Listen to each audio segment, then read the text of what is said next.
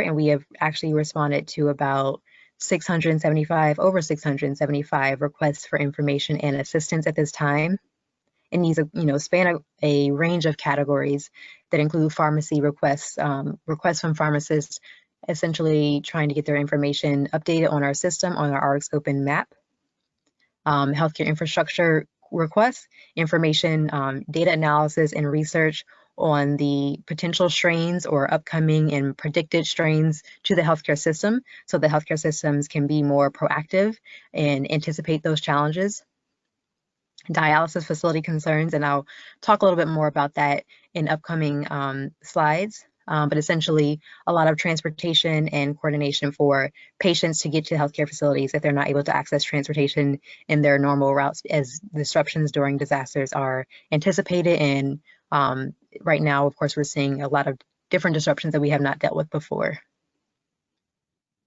Also want to take a moment to really acknowledge a lot of the partnerships that are created, because essentially what we try to do is not reinvent the wheel and create new things that don't need to be created, but connect the organizations that are doing the work so that they can better do their job and better partner with those that can fill needs that they are looking for.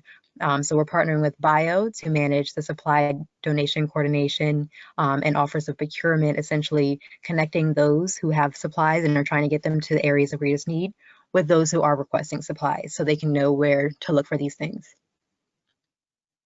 We're also working with organizations like the Business Roundtable and Project Hope and other NGOs to coordinate donations of supplies to the regions as we coordinate with FEMA and are able to access information to best assess where these hotspot regions are, where they're budding, and where the resources are needed the most. And a few success stories of donations we have made to community hospitals, to the New York City Emergency Management Agency. Of course, we know New York has been a major hotspot during this disaster, so being able to make a donation coordination of surgical masks to the Emergency Management Agency was critical. And we've also highlighted here a couple of patient stories because, of course, the donation coordination and the partnerships and the healthcare infrastructure needs exist and are critical, but at the end of the day, these are all in place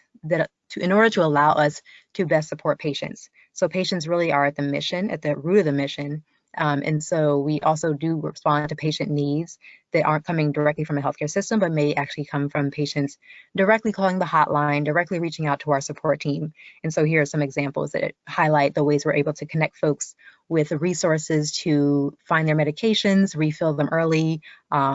deal with disruptions to their normal treatment plans.